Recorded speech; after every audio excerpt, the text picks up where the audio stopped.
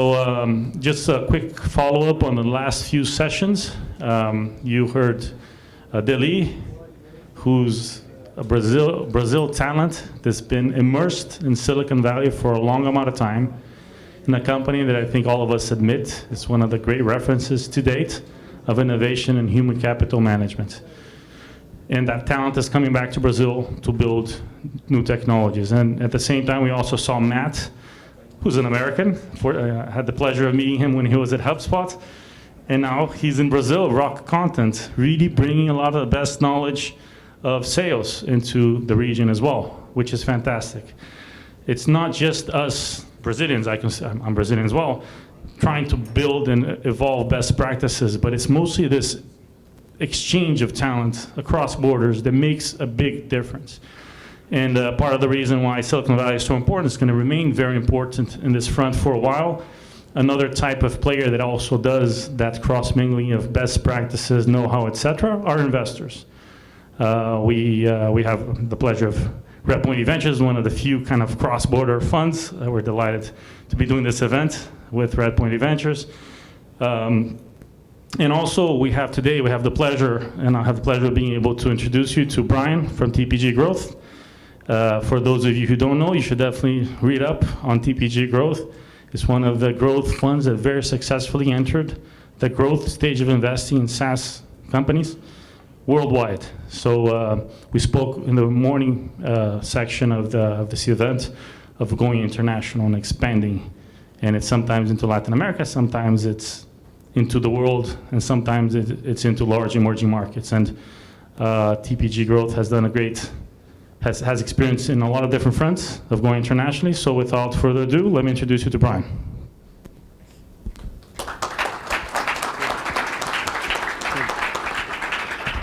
Hi, everyone. I'm Brian Dunlap. I'm a vice president at TPG Growth, and I'm on the technology team.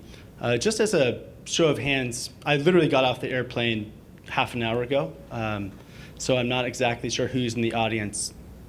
By show of hands, who's a CEO here? Who is a non-investor here? Okay, great. Pretty much everyone. So to give you a little bit of context, TPG Capital is historically a private equity firm. We manage $70 billion globally across a number of funds. And so we really come from a more of an owner-operator mindset. And so if you were to take our full portfolio, it would be $200 billion in revenue, $50 billion in EBITDA, 120 companies, and 550,000 employees. And so by revenue, we would be a kind of Fortune 5 company. And so historically, we used to buy businesses like J.Crew or Fender, or Avaya, and own and operate them. And about 6 years ago, we started a growth equity fund. And the point of that fund was to take the same mindset that we have, but bring them to minority partnerships. And since then, we focused mostly on technology, but have also invested globally in emerging market leaders, in Brazil, Azul being one of them, where we have minority investment.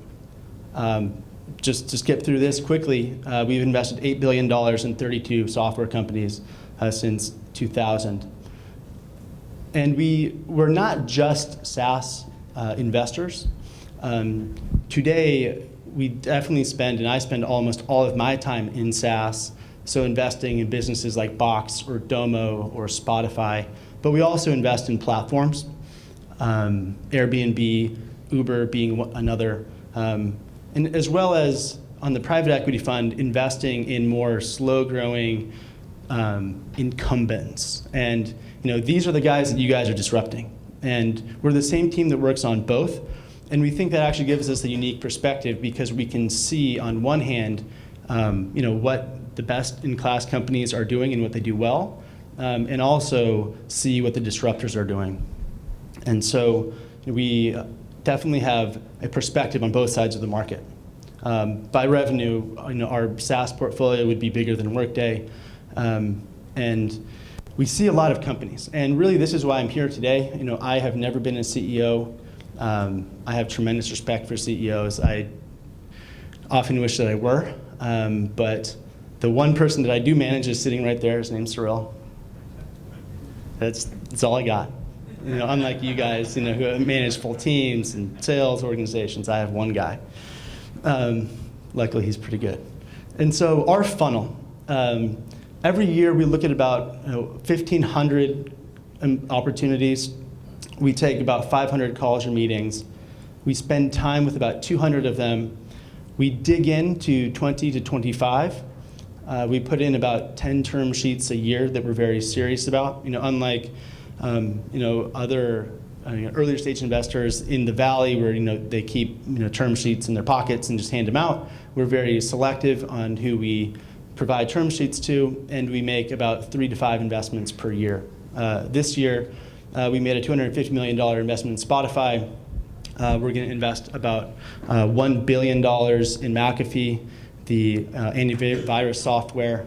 We bought them from Intel, and we recently invested about 225 million, it's actually euros, in a business called Transporion, which is the leading SaaS for supply chain management in Europe.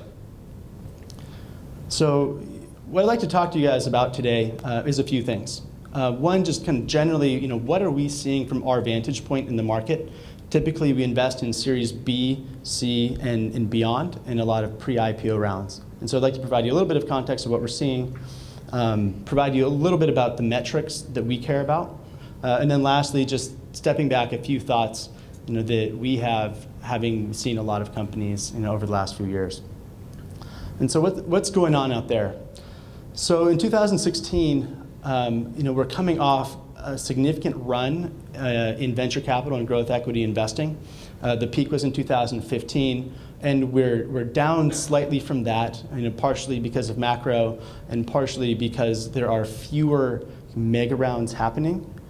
And a lot of that was fueled by the big mutual funds. And so the takeaway here is there's still a ton of capital out there, not as much as last year, but there are deep pools of capital to be investing in the best companies. But what's happening is the mix has shifted.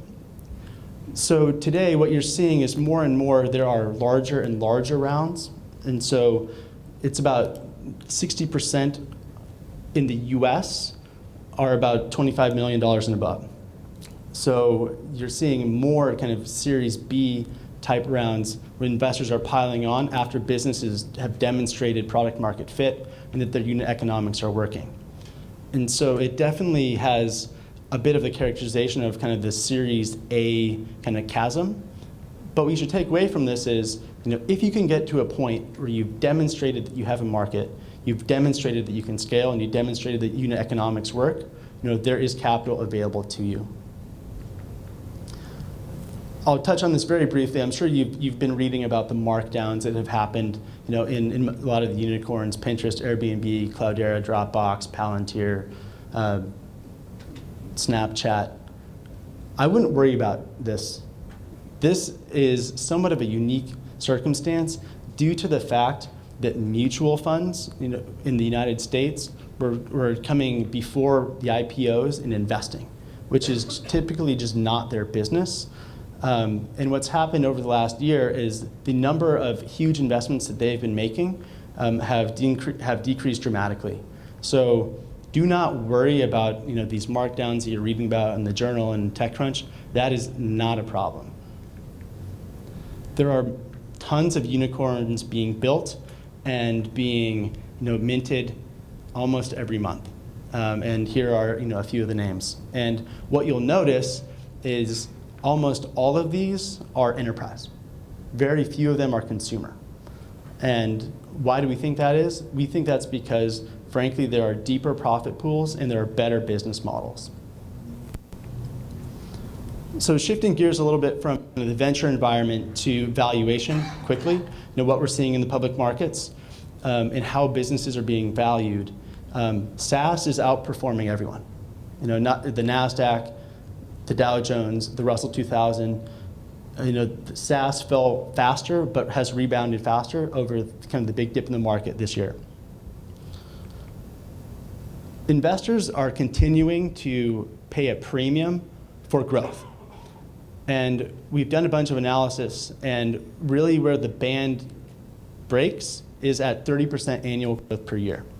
And so what you see here on the red line, and I apologize for the eye test, is that if you are growing north of 30% per year, you will command a kind of 2 to 3 times premium relative to if you were growing less than 30% a year. And keep in mind, this is at scale, and so call it kind of 100 million in ARR, and this is kind of a few chapters down the road for some of the folks here, but it's just important to keep that in mind. But I think what's more interesting and what's more unique about 2016 is the fact that less of a premium is being ascribed to hypergrowth. And businesses are starting to be valued more on profitability metrics and not just growth at all costs. And this is, I won't take credit for this work. This is Tom at Redpoint who's put it together, who, if you don't read his blog, you should absolutely read it. He's one of the most thoughtful guys out there. I had the pleasure of working with him in Anderson during my MBA summer when I was at Stanford. I was down here in Brazil working with them. But what this shows you is that historically, there is possibility to get north of 10 times trading multiple if you can grow fast enough. What we're seeing in 2016 versus 2015 is that that's just not happening anymore. And the multiples are really being driven by profitability and not just growth. And so what this is showing you here is the best SaaS businesses, Atlassian, Viva, ServiceNow, are generating 20, 25% EBITDA margins and still growing really fast. Whereas you have other businesses that are still doing quite well and growing fast, Ultimate Software, Workday, but they're not delivering as much profitability, and these have actually come down since. But the takeaway from here is, as you think about building your business, think about profitability and not just growing as fast as you possibly can, because ultimately, if this is how the public market investors are thinking about it, this is how the growth equity investors are thinking about it, and that's how the venture investors will be thinking about it as well. So that type of thinking kind of flows down, and this is definitely happening now. A few minutes just on the metrics, and I imagine that we've spent a fair amount of time talking about this today, but I'd like to give you guys a little bit of a glimpse on what we care about. So SaaS is not the future. SaaS is happening. I'm sure you guys are all familiar with the Gartner hype cycle, but what it talks about is basically the stages of evolution in a market. And I won't spend too much time here, but this is where SaaS is. SaaS has been proven to be a superior pricing model, and also the delivery of cloud software through through the web, through mobile, is now more of the rule than the exception. And I think it's also important to know that what we're seeing in enterprises is that the public cloud is now being seen as more secure than private clouds. And that's actually a big shift. And in SMBs, you're also seeing more of a proliferation of iPads and tablets, which typically was part of the barrier to SMB adoption because you only had so many computers. And so now when everybody has an iPad or a low-cost tablet, your opportunity to reach farther and farther into those markets is growing faster and faster. SaaS, while it's still a smaller percentage of new application spend, it's growing significantly faster than on-prem. So the takeaway on this slide is it's growing really fast, but there is still significant room to capture in enterprise budgets. This is an eye test, so I won't spend too much time here, so I'll just cut to the chase. The key metrics that we look at most closely, obviously top line growth, but gross churn, your LTV to CAC, your magic number, which we define as your new ACV bookings or your new MRR, over your sales and marketing spend, which basically tells you how many dollars of MRR or ARR are you getting for every dollar in sales and marketing that you're investing? And then lastly, net retention. So just to do a bit of benchmarking, we compiled the data from some public companies as well as companies that we've looked at and companies that we've invested in, and just wanted to give a sense for the spectrum of where different types of companies shake out as far as their unit economics. And what we typically use as a rule of thumb is if you can get to 3 times LTV to CAC, your model is working. And there's different components to that. But what I personally care about the most is retention. I would rather have a faucet that is dripping a little bit more slowly, but have a bucket that doesn't leak, than having tons and tons and tons of customers coming in, but then they're flowing out of the bucket. And so just to walk through, this is how we look at all of our investments. And these are investments that we have either done or are currently looking at right now. And the takeaway here is where I start looking at businesses is gross margin and gross retention. Gross margin tells you how much how much pricing power do you have, and gross retention is how leaky is your bucket. And so you can think about, are you upselling effectively? Are you increasing prices where it's possible, which is a proxy for are you continuing to deliver value to your customers? And do you have customers that are advocates for you within their own organizations so you can sell more seats, sell more licenses, and have 100% plus net retention? I'll spend just a moment on this. So this is, again, magic number. And this is all about sales and marketing efficiency. We target businesses that have at least one. And again, the way you calculate that is it's your new ARR that you generate in a given year over your sales and marketing expense. And many of the best businesses, Salesforce, Workday, ServiceNow, the last one is a business called Tanium that we've invested in, which gets $3 of new ARR for every dollar that they invest. And what I'll say here is, at this end of the market, this just takes refinement. You need to figure out what the right go-to-market strategy is for you. Is it inside sales? Is it outside sales with a rep carrying a bag? What's the right marketing strategy? I can't tell you what the right strategy is, but these are the different dials to unit economics that you should be thinking about, and these are the unit economics that we look at when we're evaluating new investments. This is impossible to read for you guys. Sorry about that. But what this is showing is the percentage of the breakdown of expenses between COGS, sales and marketing, R&D, and G&A for all the leading SaaS businesses. And what you'll see here is most of them are, this is the profitability line. Most of them are unprofitable. And that's okay.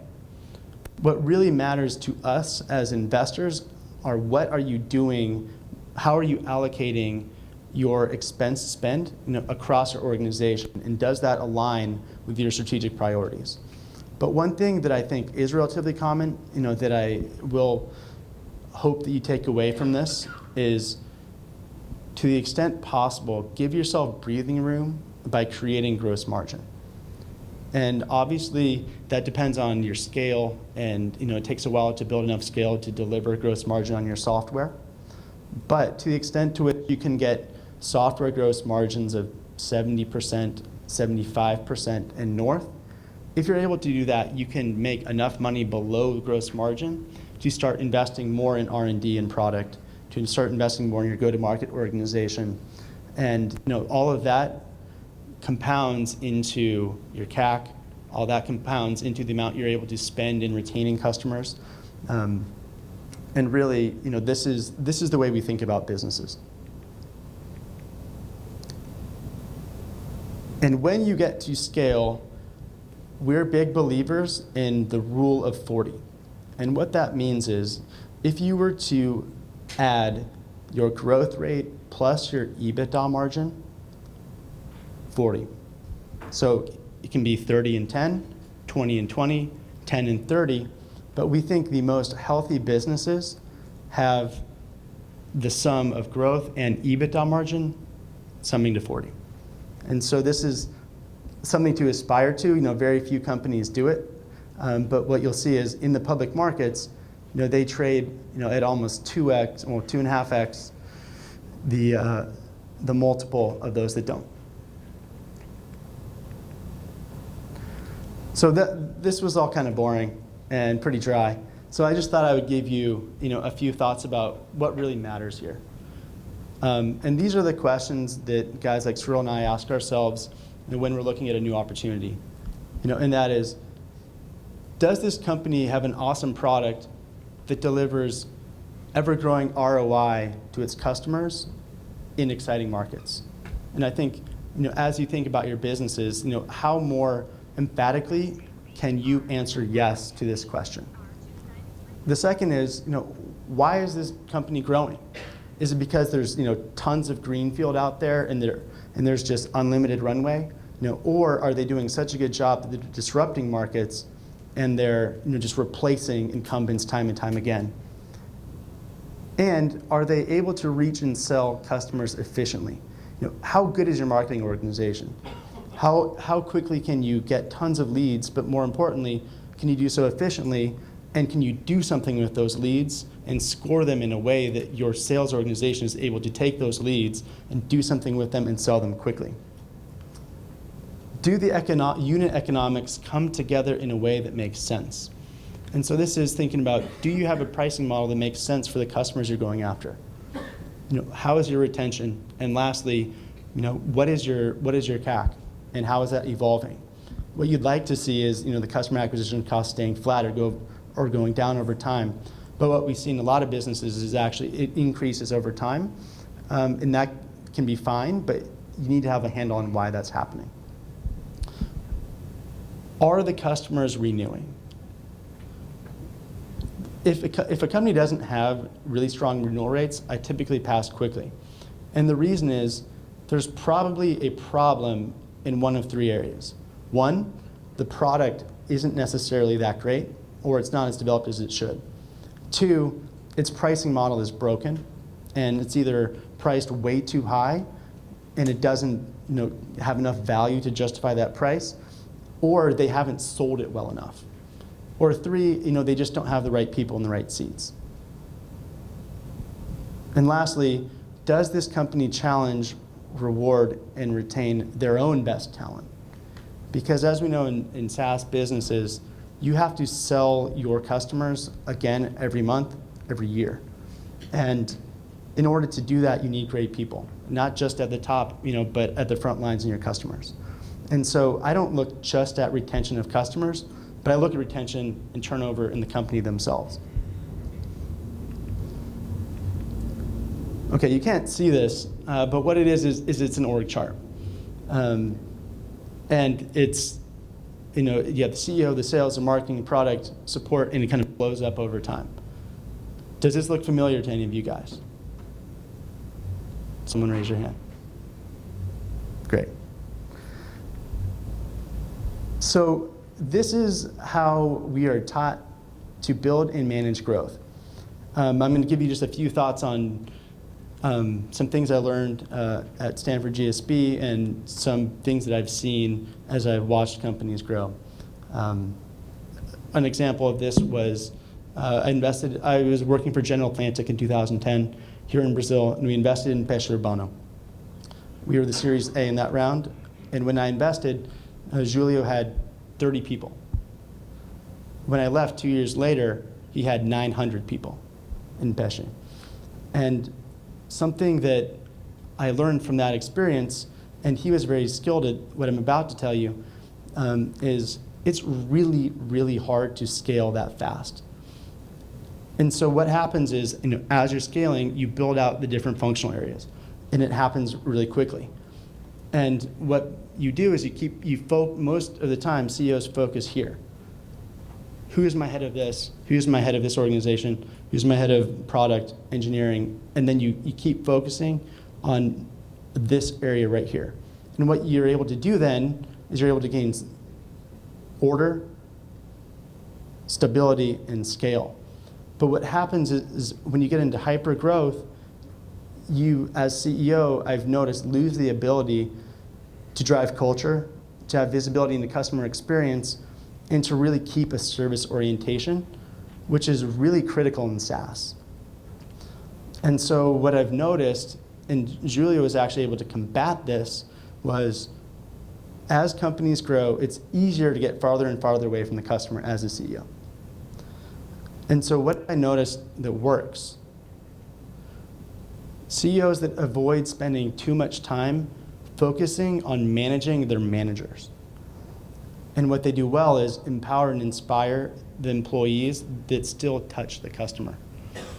And this is called the servant learning model, which was pioneered by a CEO named Bill Pollard at a business called Service Master, which in the United States was literally just a janitorial service.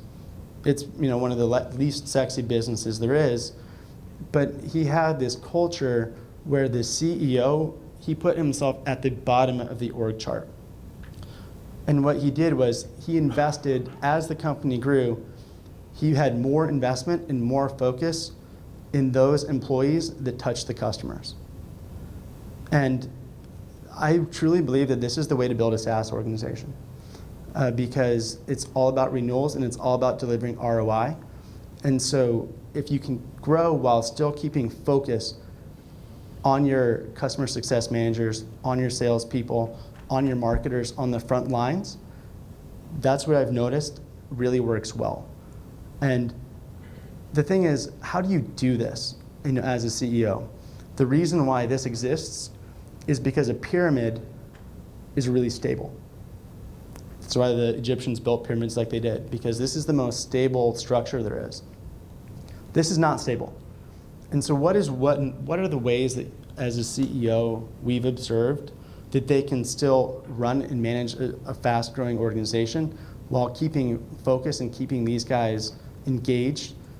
What we found is by building support systems here and here on culture, on communication and feedback loops, on processes within their organization. And so by having the CEO be the culture carrier of the organization and still taking time to have all hands meetings, still taking time to speak with their sales reps, still taking time to jump on sales calls, that's one way. Constant communication with the rest of your organization is another, and ensuring you have feedback loops from top to bottom of the organization is critical. And not only that, but also feedback loops with your customers. So having organizations that talk to customers and deliver that back into product, deliver that back into marketing, deliver that back into sales, is something that we found in the best SaaS businesses that keep people engaged and create a sense of autonomy, a clarity of purpose, so everybody in the organization knows what they're supposed to be doing, and really have a passion for what they're doing. If your people who are talking to customers just view what they're doing as a job, that's how they're going to be selling. But if they're really fired up, in the mission, in the purpose of the organization, they will be better advocates. They will be better at renewing customers, and your customers themselves will be much more skilled at driving retention and having your customers advocate for you. And I want to disclaim, I have never been a CEO. I am not a CEO. But these are just some of the things that I've seen in looking at hundreds of SaaS companies and investing in a handful of really good ones. And with that, happy to take any questions you might have about anything that I've talked about. Aside from the rule, as you mentioned, was one of the red flags that had to dismiss somebody as you're digging in. What are some of the other more common red flags or hiccups or roadblocks that you see that has you take caution and say, you know what, this doesn't really look too right for us? I look at where an organization is investing in their R&D spend. Oftentimes, I found that companies will try to do too much. So I ask, how much of it is spent on this product versus this product, or fixes versus new features. And if it's just kind of all over the place, I find that to be a red flag, because it really depends on the size of the organization, but I think that focus is critical, and especially in the early days, in establishing a truly great product that then renews and wins advocates in the market is more important than kind of canvassing the market in a broad way. And so I would say that's one thing. I also just look at Salesforce performance. It depends on the model, but is it lumpy? Is it consistent? Are your sales reps consistently delivering? Because that tells you one of two things: either your sales organization is really good at selling, or your product is really hard to sell. And so that's something I look at too. And then, lastly, I do pay attention to retention of employees. And I know it can be hard because it's a competitive talent market, but if you can hold on to the employees that you do have, especially your good ones, and you look at voluntary turnover versus involuntary turnover, if people are believing in what you're doing, they're likely to stay, and you're likely to have a better business. Great, thanks. Sure. Here. Well, thanks for sharing. No, of course. Well, you said that most of the capital is flowing into bigger rounds and later stage deals. In the US. In the okay, US. In the US, okay.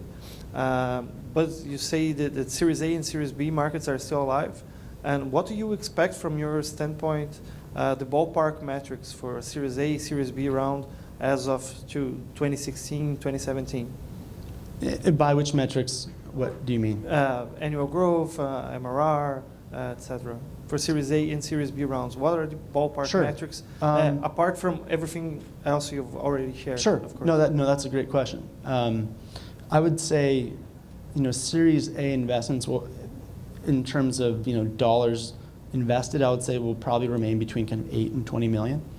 And I would say probably the sweet spot in ARR is probably about 10 million in ARR, and growing anywhere between kind of 25 and 75% a year. I think there's a bit of a movement towards waiting a little bit longer as far as kind of the scaling of MRR and ARR goes, to establish product market fit and to really gauge whether or not the unit economics are working, as opposed to people investing earlier and earlier. I think there's been a bit of the pendulum swinging the other way. But it really also just depends on the sector, and if you're a really great company and you're growing fast and your economics are working, there will be tons of investors kind of clamoring to invest. That's a point I wanted to touch on. Every time we talk to our entrepreneurs, there's always the discussion. $10 million ARR, that's the number for the US. That's actually a huge number for Brazil. Yeah. Probably 10 million in Brazil is the company with the same level of maturity as a $10 million ARR company in the US. How do you see that? How should the Brazilian entrepreneurs deal with that when dealing with the US funds? That's a really good question. I think that's a great point, that the level of maturity it takes to reach 10 million in ARR is very different in Brazil. And so I think for Brazilian funds, I think it's really, or Brazilian companies, I think it's demonstrating unit economics more than how big your pool of MRR is. And I think it's being able to show velocity of customer acquisition, sustainability of trends that build up to unit economics. So I think in that case maybe it's more like 5 million in dollars. I think that's probably about the right range. And what's your overall take in the Brazilian market today? You've been looking at it for a while, right? Yeah, sure. I guess I 2012. didn't mention. I'm from California. I went to Stanford undergrad and business school. I worked for General Atlantic for 4 years, to New York, and then they sent me down in 2010 to help open the office here. So I was here from 2010 through 12. So I invested in Peixe Urbano, invested in Links, in Decolar or Despegar. So I'm very big believer in Brazil. I think now is actually a fantastic time to be investing in Brazil. And I think that there is tremendous talent here. I think given what's been happening with the political situation, although it's not any worse than ours if you follow the news. Anyways, would anybody here vote for Donald Trump? Okay. No, fair enough. Fair enough. Well, Cyril's voting for Donald Trump, but don't tell him that. So what do I think about Brazil? I think it's a huge economy. And if you think about the opportunity to expand not only in Brazil, but across Latin America, and not only across Latin America, but I have friends that are also entrepreneurs here. A couple of my friends from school are the guys who started Empregado Ligado, and Nick from Sherpa, and David Velez from Nubank. And they see a lot of very interesting similarities between Brazil and Indonesia, as far as demographics, the size of the market, penetration from the U.S. And so a lot of the U.S. investors are starting to think, wow, if somebody is in Brazil and can demonstrate that their business model works, in markets with characteristics like Brazil, can they jump not only to Mexico, Colombia, Peru, Chile, Argentina, but also like Jakarta?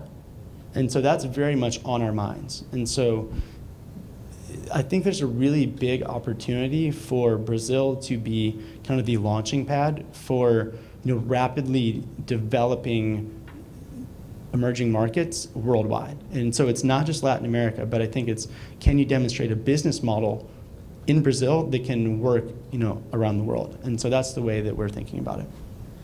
Maybe I'll leave everybody with that note. Ryan, thank you so much. Sure. That's Thanks. fantastic.